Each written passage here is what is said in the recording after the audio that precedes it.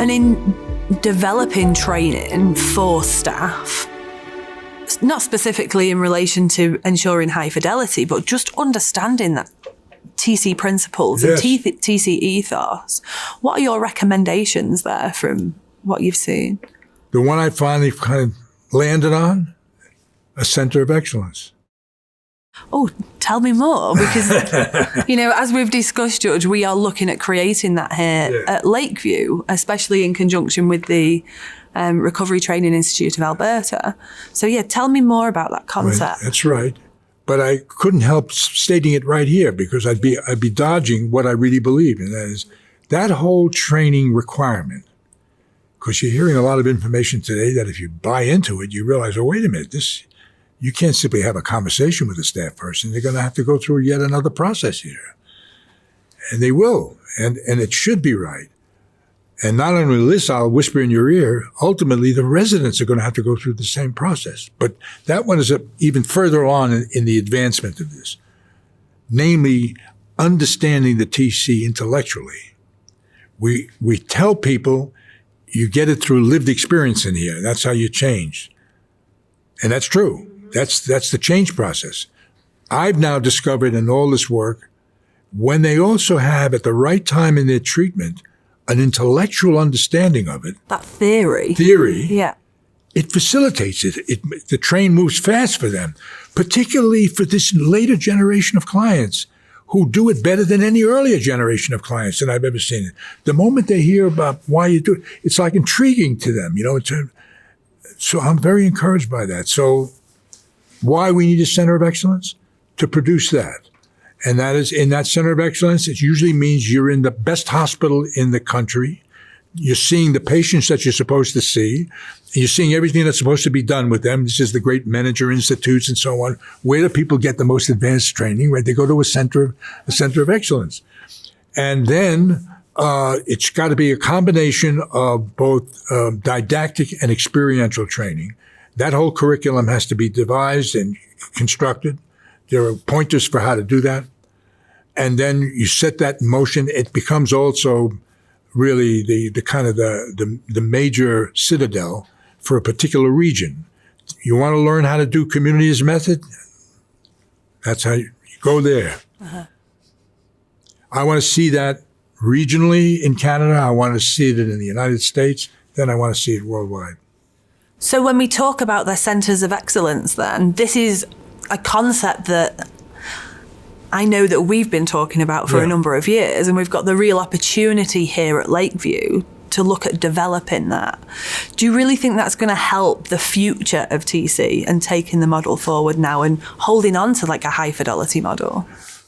The answer to that one leads to the next requirement. You asked me a big question. Will it hold? Will it make a difference in the future? Well, it's going to absolutely improve the future, reduce the risk of disappearing. So the Center of Excellence is simply to handle the deluge of training issues that are needed to advance community, therapeutic communities in general, but certainly community as method in the future. And we can talk about the particulars of when you say what it looks like.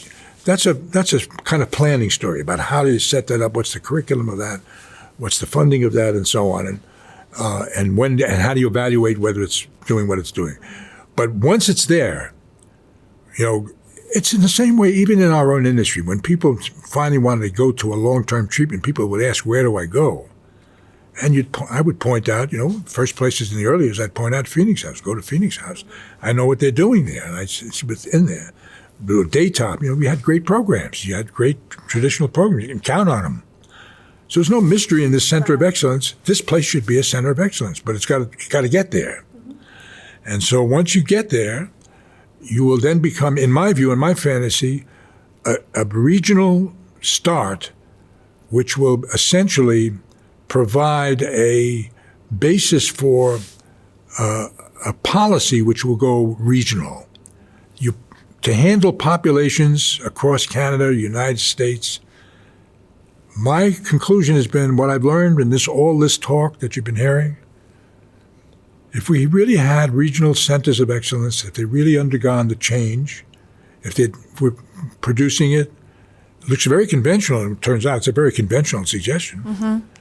And we had Royce integrated systems with the appropriate aftercare. The 20th century version of the drug problem in the world will be changed. That would be huge. I guarantee it. It will be changed. And particularly, we have these very special problems. You got these overdose problems. So some people ask, well, what's the relevance of the TC in the overdose problem? Well, you already know that there's a subgroup of people who are using drugs, and they may never had any treatment experience, but can you imagine if they had access, you know what I mean, to a community's, not method, they have access to methadone. That's the best we can give them now, medically manage them. Maybe it's a harm reduction. Maybe they'll save their lives. They won't kill themselves. But if they already were enchanted by the fact that they can go to a civilized new community where they can change their lives, I think it's going to impact the overdose rates. And so I can make a lot of promises about it, but I can tell you we don't need those promises. If our conversation has any relevance, it'll be if we can launch 1 or 2 centers of excellence, then comes the demonstration phase, show that it works in terms of numbers. You will have to build it, and they will come. Thank you, George. And I think we'll finish there on that build it and they will come comment. Thank you.